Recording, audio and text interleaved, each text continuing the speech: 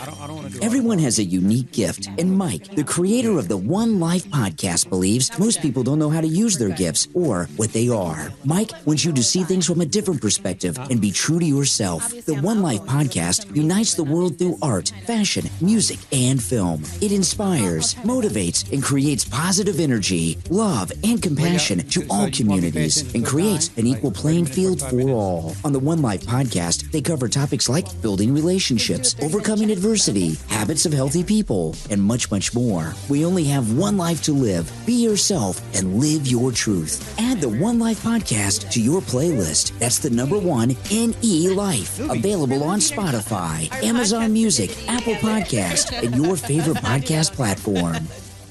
Well, we are recording. Oh, that's part of the bloopers then. What's up, y'all? Welcome to the 1NELife podcast. I am Mike M.I.C. Reed, and today I got my classmates in the building with me. We have Jen and Monique with us. How you ladies doing today? Great. Good? Yeah. Are you excited? Definitely. Oh, good. I'm excited too. I'm glad you guys are here with me today. Today we're going to touch on our CAP class, our PERMA pillars, and our impact project. Yeah. But first, let's talk about you ladies.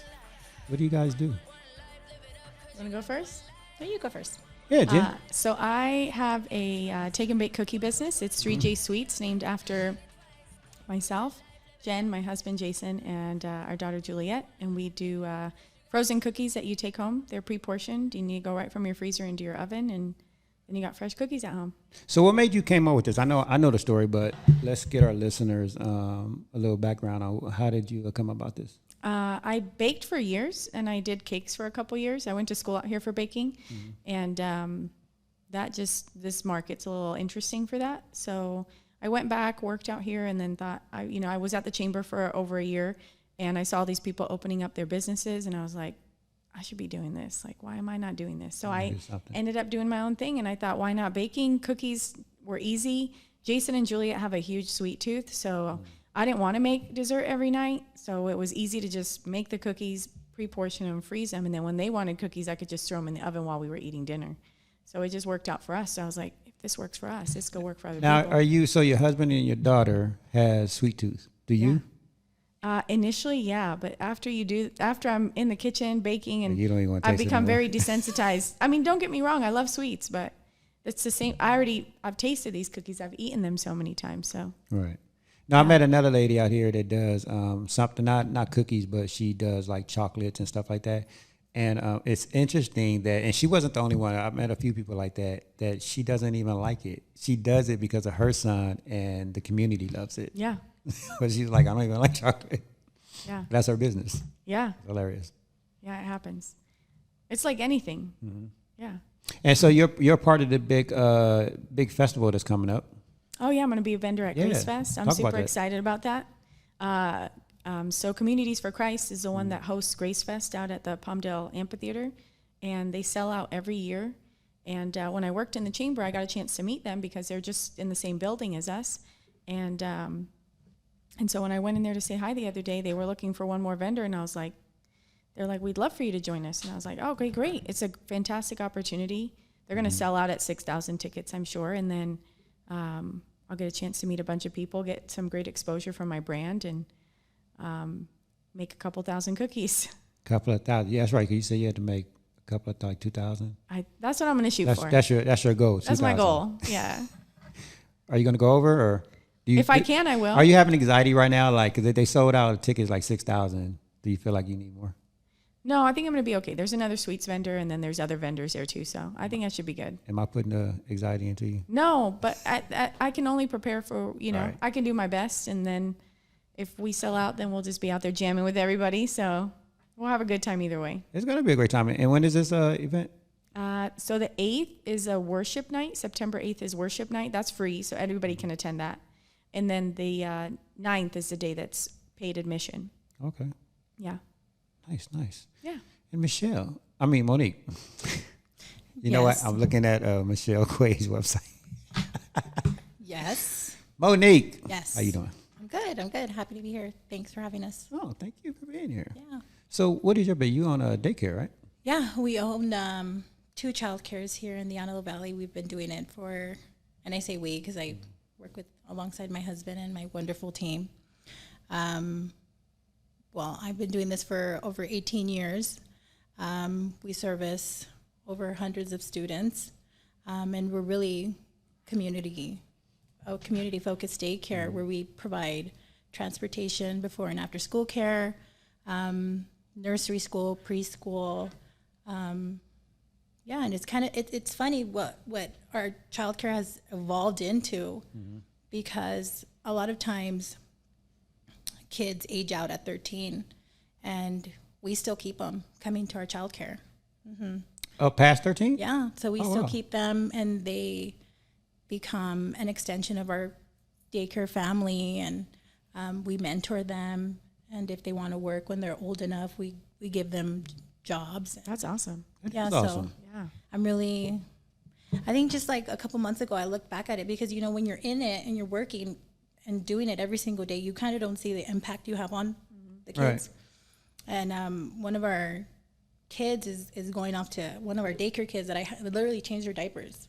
She's going off to college, and so she worked with me while she was at my daycare till she was 13. She stayed. She worked with us when she was of age. She's going to college. We're doing a goodbye party for her, and it hit me like, wow, we're a part of this. Like, we're a part of this. We helped you, and with so many kids, they still come back, and so. Yeah. So after 13, is it more like an after school program? Yeah. Yeah, it turns into an after school program. And then usually they're like, Miss Monique, we want to help. We're done with our homework. Can we help with homework help? And I'm like, okay, if you want. And, and that's the best way to learn, right? When you teach others, you learn yourself. So, and it just has become a really beautiful program for the community. And I'm really proud of it. So right now we're working on opening our third location in Palmdale. And that's going to service 170 students. 170? So I'm hoping to continue to do that. So what's your total at now for the two? I think 105 students. Okay. A variable schedule. So that's another thing we do. We work with families with many schedules, and sometimes I want to do the 8 to 5, but then I'll have that mom that's like, I just got a new job, and can I go in at 6? And I'm like, okay, yeah. And that goes a long way. We've helped moms go in as early as 4 a.m. and leave at 4 p.m. And guess what? Some of them are working at the WIP as nurses, or we've just really seen their life kind of evolve into something great. And I'd love to be a part of that, even though I'm silently a part of that. It feels great. So it's my little token, right, to the world. I can hear your passion. Like, no, I love it. Yeah. So what got you into that field? So I was a young mom, and I didn't have anybody to watch my daughter, and my husband's family, they all have child cares. And so they gave me employment, and they allowed me to bring my daughter. And so when I noticed the impact I had on children and the need for quality care, I made it my field, like I made it my passion. I went to school, I got my degree, I continue to educate myself, I go to all the workshops. I just want to be a part of the future, and kids are so important, such an important part of the future. I think that not too many adults stop and ask a 5-year-old or 4-year-old, how do you feel? Right. Do you need a hug? I love you. So I needed that. So it is me knowing every day that I could be that for so many kids, and my staff does it as well. It's just so rewarding. So I love that, because I tell people all the time, the reason why, like, I retired out of entertainment, so to speak, because this is kind of entertainment, but to kind of branch off and do my own thing is because I feel like I'm at a point in my life where I have to give back to the youth, to our kids, because they are our future, right? Like, we have to leave something behind for them. We can't just say, okay, you guys figure it out. Like, life is already hard. Like, we have to give them some type of guidance and the tools to function. And because every generation is going to be different. And it's, I feel like this generation growing up now is kind of crazy. And they're growing up in a new world. A whole new world. It's very different than the world we grew up in. Oh, my God. I don't even know how to even give them, like, tools. I guess it's just basic basic tools, like basic well-being tools, like what we learned in the CAP program. I think that's going to help. But yeah, it is definitely a whole new world. It's a challenge. It definitely is a challenge because you have these high expectations for yourself now as being a kid, right? Because you have social media and you have to kind of keep up with the Joneses. As adults, it's hard to kind of deal with that sometimes, right? To keep up with the Joneses. Imagine being a kid when you're dealing with so many things.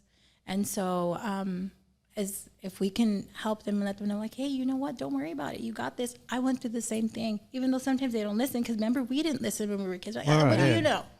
What do you know? But we can give them a little bit of advice or be there for them and let them know, like, you know what? You don't have to have those dunks. It's okay. Read a book. Right? So I don't even know what that is. They're like the coolest shoes, like the I don't dunks. know what that is. Oh, those are shoes? Dunks. Yeah, they're like black and white Nikes, right? The dunks. I don't know. I hope I'm right. I don't have, my kids are older now, so I don't know. I get my shoes at Costco, so I don't know. Costco's my shopping place. Go Costco. I feel like we need a sponsorship. Pretty Costco. much. Yeah, we do. I feel like, but we're learning as well. Like you mentioned that a minute ago. As we're teaching our kids, right? Like I guess there's still basic principles in life, right? And when we teach them that, they're also teaching us, right? And I think most parents they don't see that. I mean, would you agree with me? Because I see it a lot. Like we can learn a lot from our kids because they're growing and learning in a different world than how we grew up. But we can also learn from them.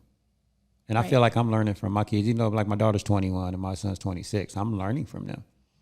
It's hard, but I'm trying to understand them.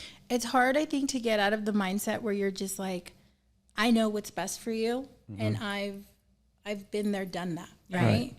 And I think sometimes to take a step back and kind of look at where they're coming from and say, I don't know everything. Maybe you're right. Maybe we should make a left instead of a right. I mean, not only helps their mindset or their well-being, but it helps us too, right? Because we're growing and learning. But it is hard because sometimes we get stuck in our ways. We do. So. Because we know what worked and what didn't work for us. Yeah. Right? But if we wouldn't have gone through that, would we be who we are? Right, exactly. I always have this, I wish I had like the supportive mother and the supportive father, and what would have happened to who would I have become, right? I think speaking for myself. And then I'm like, but I wouldn't have become who I am. And I like who I am. Yeah. Right? So in a way, it's like I'm thankful to have gone through that, to kind of look at the world a different way. It's funny. One of my favorite rappers, Jay-Z, he says that in one of his songs. Like, I like who I become. Huh. Like, and because I know his story, and like, I can relate to it because I kind of went through the same thing growing up, in a hood, and, doing drugs, not doing drugs, but selling drugs, and just going through that. Like, I've been on one since I was 14, and and I had to survive at a very young age. I had to grow up like really fast because I didn't have parents. And I was just talking to a gentleman the other day about that because he was telling me how his girlfriend doesn't want to be with him no more because he still lives at home with his parents. But his parents is always taking care of him. Like he has one of those homes where the mom, dad, like they're super close, right? So he don't had to have a job because they're well off, so they pay for everything. And I'm like, wow, like I love that. But I've never experienced that. Yeah. Because my mom died at a young age and my dad was never there. So, I was on the street. Like the hood really raised me. Like, you hear people say that in low income housing, like the hood really raised me. It's real. It's real. For real. Right. Yeah. And that's how I was raised. But as growing up, I talk about this a lot about being in a we system and an I system, right? Growing up, you're part of a we system, whatever your environment is. Like, you're given your name, you're given your values, your street knowledge, whatever, your book knowledge, whatever it is, whatever your environment is, you're given that until you grow older and you become your own self, and now you develop into the I system. Most people don't come into the I system because they still believe in what was given to them. So they don't go out and explore and, look at things from a different perspective. Like, so I was forced to do that at a young age because I knew I didn't want to be in the neighborhood no more. Like I knew, doing all that stuff was wrong. Like I was like, and fighting and like all the drama. Like I was like, I want to explore. So I went out on my own. I just started traveling through different neighborhoods and cities. And I know it's cliches, but I actually ended up in Hollywood and saw the bright lights, the computer boards, and I was like, oh, I want to do this. But it was my path. And even though the things I went through as going through all that, made a lot of mistakes. But I like who I've become because it taught me a lot. Right. For sure. So yeah. It's your story. It's my story. Yeah. And if you had to do it all over again, you would go down the same path, right? 100%. So would I.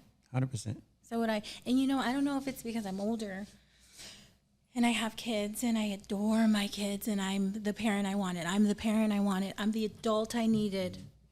I'm the adult that, and I've seen this everywhere. You see it, right? Be the adult be the adult you needed when you were a kid. And that stays with me, right? And so, so like when I think about redoing anything, I'm like, no, because I wouldn't be the same. It's crazy. Like I was out last night listening to some jazz, and I was talking to a waitress lady that was there, and was talking about books. I really just started reading like books like 5 years ago. Prior to that, I used to do audiobooks every now and then. But as a kid or a teenager, I never liked reading. Yeah. It wasn't until like 5 years ago when someone gave me a book. And now for me to read, I got to have it in my hand. Like I love flipping the pages. I love holding a book and sitting in a corner and just reading, like with meditation music in the background. I have a fish tank in my house, so I hear the water. Like I love that now. I think if I would have done that at a young age, and I do think about this a lot, like if I read at a young age, or if I had to change something early on in my young youth, what I would have started reading back then, or what I appreciated as much as I do now. I've always wanted to be a reader. That's one of those things I've always wanted to. It's like when I pick a book, sometimes I'm like, I'm going to go to sleep in 10 minutes. This is what's going to happen. Like, it's one of those things I've always wished that I had that love for reading. But Audible is such a game changer. I do have Audible, and I do put that on when I'm at home, and that definitely has helped me. But there is something magical about a book because you can highlight things. You can mark. But see, that's why what I used to be like you. Like I used to try to read like 15 minutes at night, but then I go to sleep, right? Mm-hmm. So I changed that. I had to pivot. Mm-hmm. So now I read in the morning for 15, 20 minutes. Like I said, with my coffee, with the meditation music, with my fish tank, with the water. It's so relaxing and soothing. And I have a morning routine, and I don't allow any of the outside noise distract me. So it's just me reading, and it kind of sets my mood for the day. Like, how they say, like, don't open your emails, don't get on social media in the morning times, because if you do, you hear all this negative stuff, and that kind of sets your mood for the day. So my morning routine is always focused just on me and my well-being and me getting better and just putting, like, good positive energy into me. So reading is part of that. That's your tiny habit? That's my tiny habit, yeah. I love it. Yeah. I love it. I love reading now. But I wonder, like, if I would have started reading back then, would I appreciate it now? I think if you have that love for reading, I think that continues. That's my thought, though. Yeah, probably. I love it now. Like, I appreciate it so much now, because I do say, damn, I wish I would have read, like, early on, because it's just reading now teaches me so much. But I love it. At least you started. Yeah. At least you started. Yeah. So, good for you. I read all kind of stuff, yeah. Oh, thank you. So what kind of books do you like? Like self-help? I'm a self-help book type of person. Yeah. I think so, too. And I'm reading, my husband's here, but what is it called? How to Become a Millionaire. How to Become a Millionaire. I have the mindset of a millionaire. So I've been listening to that for a while. It's nice. So it's like self-help type of. So the waitress last night gave me this book to read, and I'm actually going to buy it today, and hopefully I can get it in a few days. But it's called Breaking the Habit of Being Yourself. Ooh, I like that. I like that. Right? I'm excited for you to read that. As soon as she said that, I was like, ooh. Right? And it talks about neuroscience, and it's written by this doctor, and he mixes neuroscience and spirituality. Okay. But it also, and it reminded me of the book that I read about the Bradshaw, about the family systems. And that's why I was talking about the we system and the I system. Because it really, and so that's what his book is about. And that's why it says breaking the habit of being yourself, because you're not really yourself growing up. You're what someone told you to be. You're not really yourself until you break that habit and become the I system.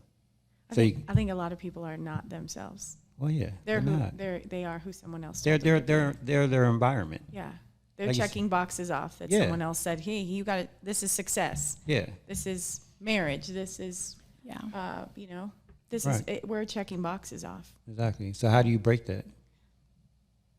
I think you need to change your mindset and also associations. Since we were talking about that earlier, being around the right kind of people that help expand your thought process on what's possible, and right, that's huge.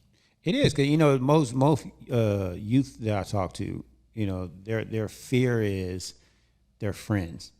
Like I tell them all the time, get out of your environment. I know it's hard, even family. If your family is toxic, that's what the book Bradshaw is about. Dysfunctional families. If your family is toxic, go see them every now and then. Go break away, because how are you going to get better if you don't get out of that toxic environment? Like, you got to break that cycle. Somebody got to break the cycle. Or like how we talk about generational cycles. Did that sound right? Generational. I understood what you said. Yeah. Like things that you inherited. Yeah. Yeah. Like somebody in your family has to break that cycle. And for you to do that, you have to break away from them. And it's not a bad thing. People think, oh no, that's my family. It's like, it's okay to break away from them. I had to do it, and I talk to my family every now and then, but it was too toxic. Not all of them, but some of them I just can't talk to. It's because it becomes a behavior. I did the same 6 years ago. And what happens is it becomes a behavior that just doesn't stop, right? It's just like, it's always the same behavior. You did this, I did this, you said this, I said this. I don't care. Right. I think a lot of wish times you luck. Sometimes you can inspire them by breaking away. Yeah. Because some people might say, oh man, I was thinking that, but I never had the guts to do it. Right. Or I was feeling that way, but I never had the courage to step out from, what everybody says was an acceptable thing or an acceptable behavior or whatever it might be. It's the fear, right? Yeah. It's the fear of the unknown. Yeah. You're comfortable with being in that environment. And what do they say for you? You have to be uncomfortable. You have to be comfortable with being uncomfortable for you to grow. But most people, they're so comfortable in that space that fear brings them back all the time. I also feel like it's like a culturally, speaking for myself, like being Latino, you have to have your mom and your dad or your sister or your brother in your life, regardless of whatever in my situation, whatever they've done. And you feel kind of a little like you have to have them in your life because they're your family, because that's your mother and that's your father, and like stepping away from them is like encouraging for others, right? Like, well, if she did it, I'm gonna do it, and look how happy she's thriving over there, or he's thriving, right? So, well, again, it's about taking care of your well-being. Yeah. What's best for you, not what's best for the family. What's best for you. It takes courage to step away. It's scary. I feel like we're all growing up too. I've been thinking about this. I know this is going to air, so people, my family might watch this. But I'm like, when our parents are older, sometimes we look at them and think, they have it all figured out. They are just grown up kids.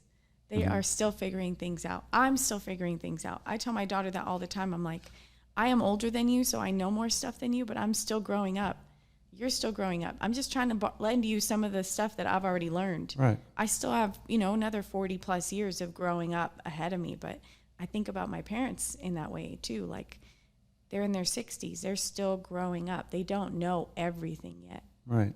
They're just, and they're from a different generation. So sometimes there's things that they're not comfortable. Like even these topics we're talking about, we're learning about in our CAP class. They're not comfortable with those things because they didn't grow up those being acceptable things to discuss. Right. So, I tell this is what I used to teach my kids, is when I give you advice, because I'm still trying to figure it out. I don't know everything, but I'm just giving you my version of what I did, my experiences, and I don't expect you to do what I did. I expect you to take pieces and then adapt it to your world. Not saying you have to do exactly what I did, but just keep this in mind of what I did. I tell them my struggles, and I also tell them, I went down this path, but also with that path came consequences that I had to accept because I chose that path. Mm-hmm. Now, you can go down this path, but also remember the consequences that comes with it. So it's the good and the bad. You have to accept that and be okay with it. Yeah. So that's what I teach my kids, and I think most people, they forget about that.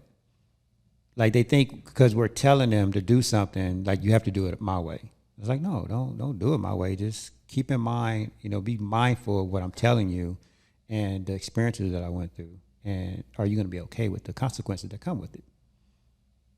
I think that's a great perspective, though, because you're still giving them the advice, but you're giving them the liberty to make their own decision, and you're telling them, right, that freedom when you're little to say, hey, even though this is what I'm saying, and I'd love for you to, but it's your choice. It is. I'm telling you, even when I talk to youth, like I'm speaking at a group next week of 60 kids, and I'm just honest with them. Like, look, this is what you can do, but be okay with the consequences. Like, you have to be okay with your decision. You have to take responsibility, because at the end of the day, the things you do today, regardless of the small steps, is what's going to dictate your future, whether it's tomorrow, next week, next year, 5 years from now. But your decisions you make today will affect you at some point in your life. So you have to be okay with that. So be mindful of your decisions. Know everything. Don't just say, oh, I want to do this because I think it's cool, but there's consequences to everything. There's ups and downs to everything. Like, you have to be okay with it. All right? Like, for instance, I'm going to give you an example. If, Jen, you was in a plane crash, you're not about to go flying nowhere, right? No. Okay, good. If you was in a plane crash, right? I'm not going. Whose fault was it that you was involved in a plane crash? I guess it depends on why the plane went down. No, listen to what I'm saying. Whose fault was it that you was involved in a plane crash? Nobody's? Nobody's? No. I don't know. This is a trick question. No, it's not. It's your fault. It's my fault. Yeah, that you was involved in a plane crash. I'm not asking you who fault was it that the plane crashed. I'm asking you whose fault was it that you was involved. Because think about it. If you took a flight today between here and the Bay Area, right? Yeah. Plane crash. It's your fault that you was involved. Because I was on the plane. Because you was on the plane. You made the decision to get on a plane. You could have drove. You could have walked. You could have any other transportation. You chose to be on that plane. So I'm saying every decision we make, there's consequences if something happens. I understand the perspective you're coming from, yeah. So that's what I'm saying. You have to be okay with your decision. Don't always look at it from someone else. Oh, the mechanic didn't blah, blah, blah. Okay, well, cool. Yeah, we get that. But it was also your decision to get on that plane. Yeah. We have to take responsibility for our actions. It's not always someone else's actions. You know what I'm saying? You know what I'm saying? You have to look at it from that perspective. And I think once we accept, our part into it, then it becomes easier to accept, the whatever happened. That makes sense? Yeah. That makes sense. I was going to say the pilot. Everybody says that. That felt the obvious, pilot. So I was like, I think this is I don't know how to fly a plane. It's the pilot. Right. So anyways, let's CAP class. Certified Applied Positive Psychology. When I first started the class, I had this whole vision and why I wanted to do it. And tell me if you guys feel the same way. Now that we're halfway through, like, my whole perspective has changed. Yeah. My whole outlook is like, wow. Like, it's changed a little bit. Has that changed for you guys? I anticipated this deep soul-searching journey, and we're all kumbayaing together, and it hasn't been that, but it's been a great experience. It's just been different than what I expected, but it's evolved into something great. I'm grateful for it. Okay, so it did go into another space that is better, like a better space than you imagine. Yeah, and the farther we go into the course, I think the better it gets for me. Right. Yeah. So for you, right? It's like for me, I was like, oh yeah, I'm gonna do this, and I want to help other people, and But now it's like I've learned so much, like, and I think I've talked about this before. Like I've never put myself first with anything. Like I'm always the yes guy. I'm always putting people, in front of me. But this has taught me to take care of myself first, take care of my well-being first. And I think I'm more embraced with that. Like, that's what I'm really, like, that's my takeaway now from the class. It's like, because for me, if I'm okay, then I'm better off helping other people. Yeah. But I never had that perspective before. I was just like, oh, I'm going to take this and I'm going to help so many people, blah, blah. And again, I didn't think about myself. Now that we're halfway through it, I'm more thinking about myself now. Which, if you think about it, I mean, the most important part you can take, the most important person you can take care of is yourself. Right. So, when I started the class, I didn't know really what to expect. I was excited to take a psychology class. And it teaches you a lot about yourself and different ways to look at things, how to have meaning, how to differentiate meaning and purpose, right? So I think it has been a really positive thing in my life and my family's life, especially with the exercises like the strength exercise. It's so nice to see that we all have our own strengths. They're right in front of you, right? Right. So it's been a great class so far. I'm a little sad that we're like almost done with it. I know, it's right? weird. Like, at first, I'm like, this is a lot. And then now I'm just like, oh, it's almost over. yeah. No, I know. And I like our on-sites.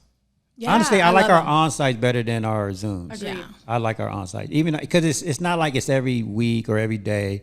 It's once a month, and it's just so refreshing. The energy that everybody, like that first Thursday when everybody's coming in, like, I love it. And everybody's so happy to see you. Yeah. Right? Yeah. It's great. Yeah. So what's your biggest takeaway so far? Out of the whole, and let me be more specific.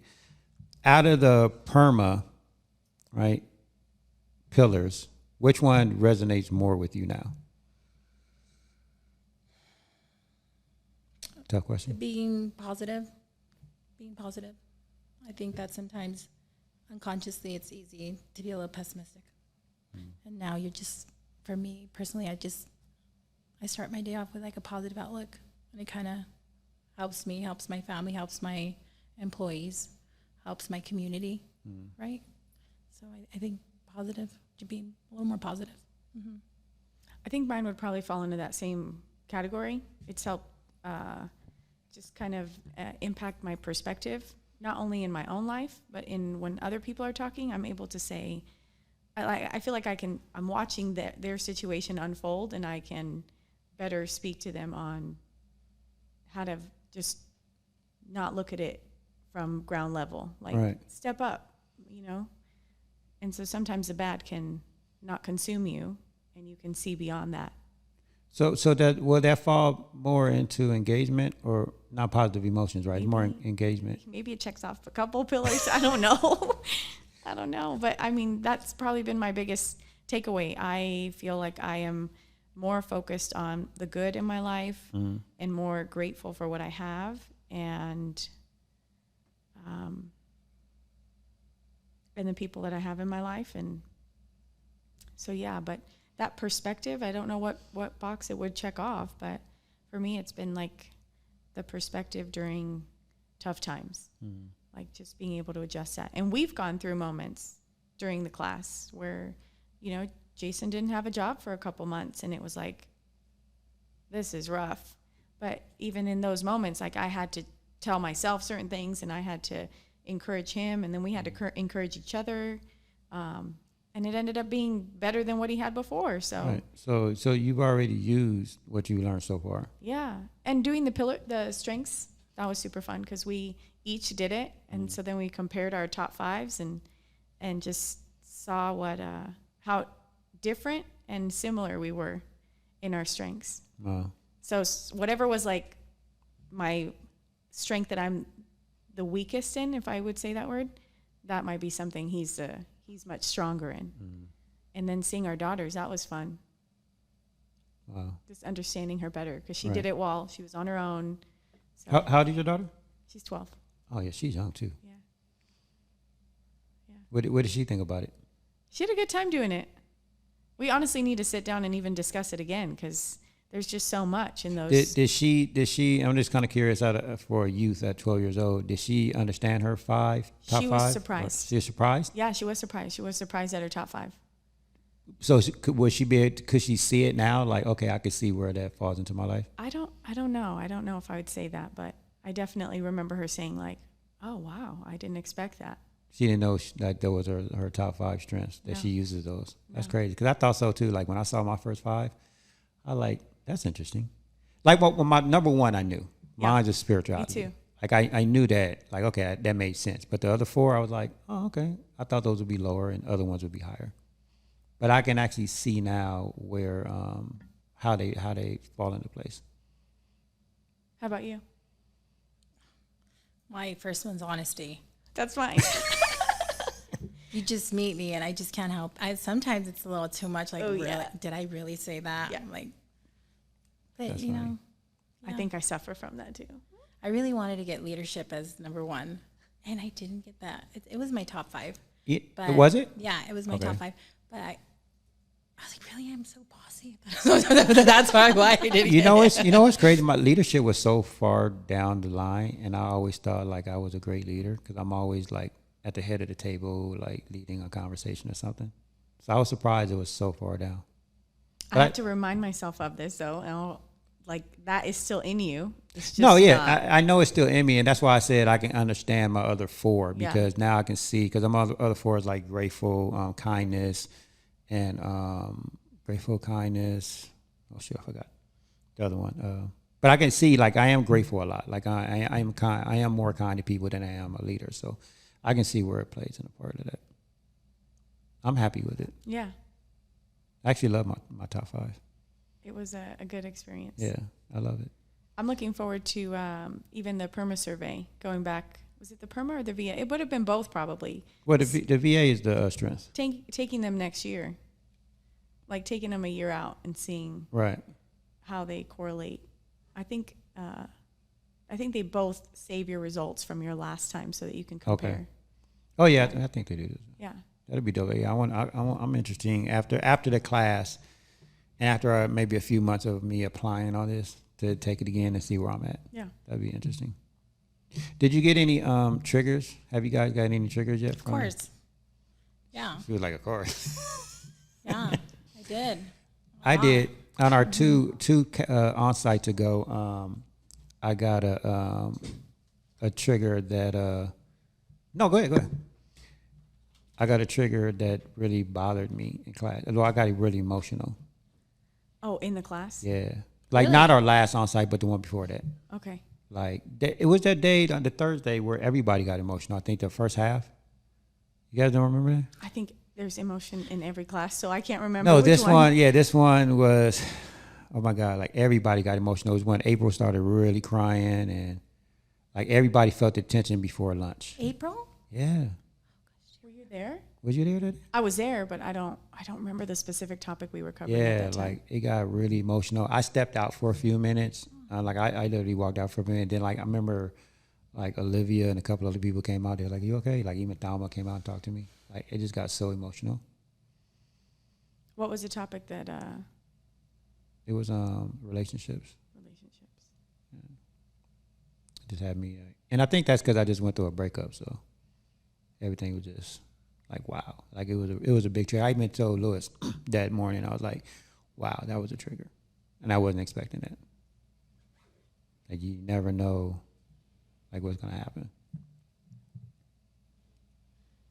Is that the class where Tomiko also had? No, she was that. No, that was the last one. That was the last one. Okay. But I mean, you're right though. Like every class, somebody has a trigger, and somebody's getting emotional. Because you're looking at yourself, you're looking at your situation and your environment, and it's all triggering, you know. But I think that's the great part about it, especially like Tomiko and everybody else that opens up and just being vulnerable and telling their truth. Like it helps. I think opening up, is so difficult, and I appreciate them opening up, right? It's just... I feel like this is a perfect segue for us to talk about why. Okay. Why? I'm not joking. It's like no, because we're talking about releasing Opening up. emotion. Yes. We're talking about So I think it's a perfect segue because right. it's very liberating. So in our CAP class, we have to do an impact project, and Jen here has come up with a perfect project for us, and that's why we're here today. So tell us about it. Well, I'm glad to have you guys as partners.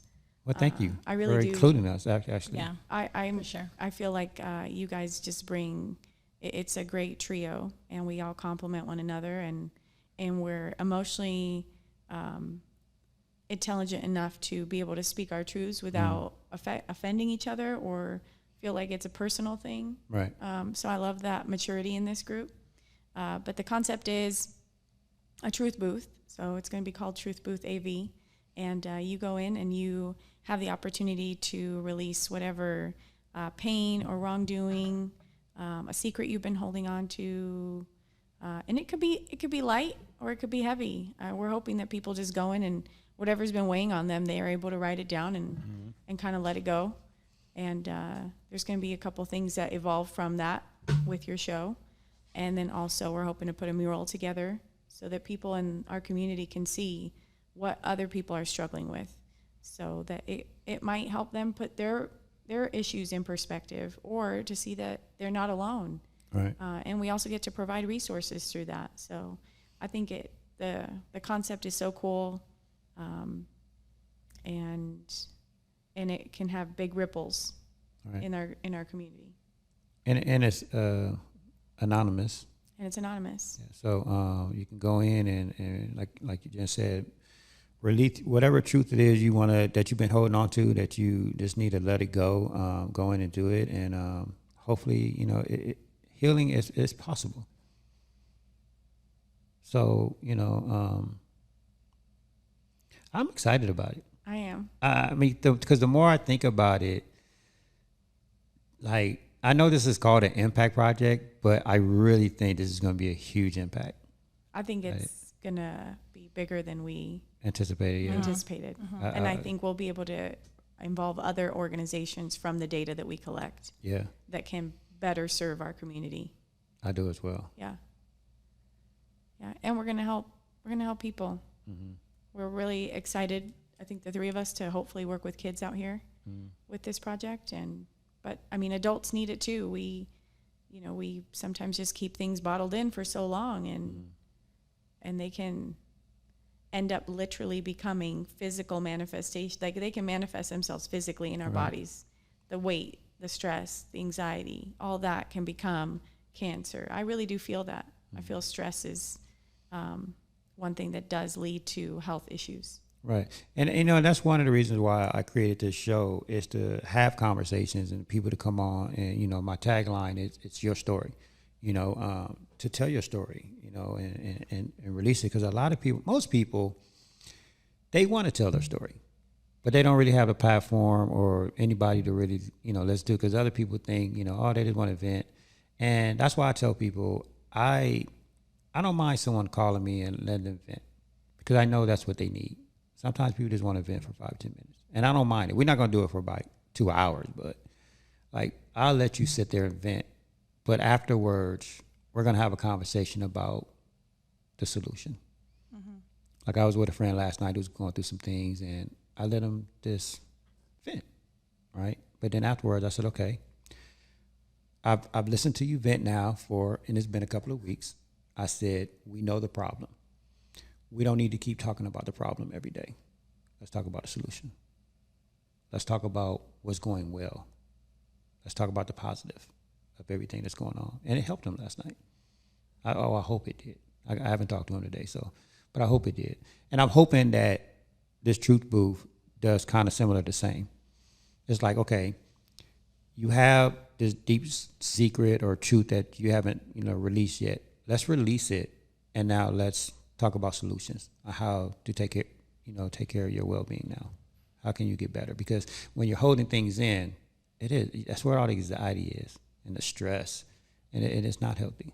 You have to let it go. You have to talk to somebody. So that's what I'm hoping the outcome is for this.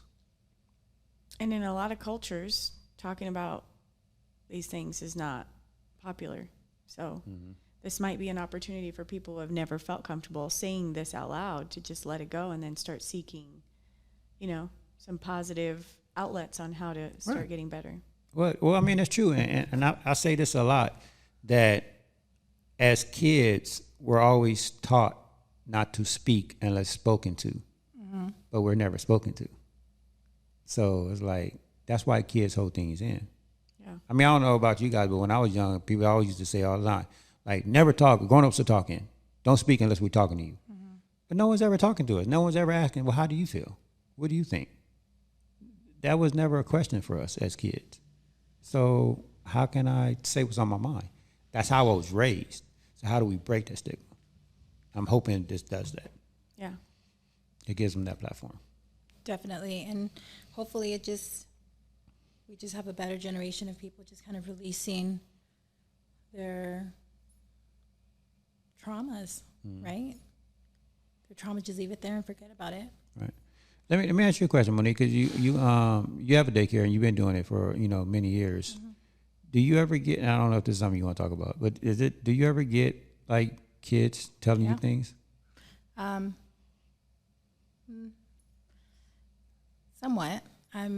We're mandated reporters, so if a child does say something, we immediately report it if we feel like it's heavy duty. We're just always talking to the families. Sometimes we have kids that come from a lot of trauma in their background, and they're in foster care. And so that's a whole nother ballpark, but they have resources and therapists that are helping them along the way. So that's the really good part about it. And you're like a safe space for them. All the time. Right. Yeah. And we're the consistent part of their life. Right. So if they're in foster care and they've been through many homes, hopefully they stay with us and we'll be the consistent part of their life. If we have kids that their parents are going through divorce, they can always count that Miss Monique or her staff isn't picking up every day after school, and we're going to have snack at the same time. We're going to do homework at the same time. Everything's always the same with us. So that's why childcare is so essential to the community, because it helps create stability in these children's lives, right? Yeah. So, but yeah, I've had kids tell me stuff where I'm like, huh? Or a teacher, and I'm like, what? But we can only listen to them. We can't really, because with kids, you can say something wrong, and maybe now they're thinking that, right? So you just listen to them, and okay, and we'll let professionals take it from there. So, but we listen. We're there to listen, for sure. No, and that's important. Again, most people just want someone to listen to them, right? So that's a huge part of communication. A lot of time with kids too, when they're playing, they'll play. They don't really play together. They'll play on their own. So that's where observations come in handy, where you're observing them and they'll be playing on their own and you're seeing how they play and what they're saying. Like, oh, okay. Their little messages as well, where we're listening as well. Right. So, yeah, we have to listen to our kids. We have to look at their play, everything. Yeah. So I'm excited about it. I can't wait. Like, I feel like we're going to do some great things out here with everybody in our class. I mean, I don't know a lot. I know a few of the other projects that's going on, but I think our class is going to do some amazing things with this CAP class. And I can't wait. I can't wait till the third one starts. And I hope every year that the city of Palmdale, and shout out to the city of Palmdale for even putting this CAP class together. And I hope they continue. I hope there's more, like 4 or 5. They just do this every year. We'll be going to a 10-year CAP reunion. Oh, yeah. I mean, that's great. Yeah, I mean, because it's needed. Like the well-being, I feel like it's needed, and I just love the whole concept about positive psychology, because it really does help when you just focus on what's working well today. Like I just said, we already know what the problem is. Like why focus that on every day? If you focus on the small steps of what's actually working well and you build on that, that's what makes the days easier. Yeah, like if you see a friend, like, how are you doing? Instead of just say, what's going good? Right. You're not expecting that, right? That's even good to say to our kids, like, what went good today? Right. I'm going to pick Juliet up from school today and be like, what went good today? Right. It's a different question, right? Yeah. Like, honestly, Tanja, did I just kill her name? Tanja, shit. Who cares? She's my Anonymous. accountability partner. She's going to kill me because she actually listens to the show. That's where, I mean, we learned that in our class, right? I forgot what pillar there was. But anyway, she started asking me. She used to call me every day. And be like, Mike, when went well? That's the first thing she'd say. It's like, hey, what's up, Mike? What went well today? And she'd like, tell me, come on. And I have to sit there and be like, okay, what went well? But that helped me. I was like, okay. And now I start doing it, regularly every day. Like every night now, I write in my journal, like actually the things that went well today. I need to do that. That's like a daily.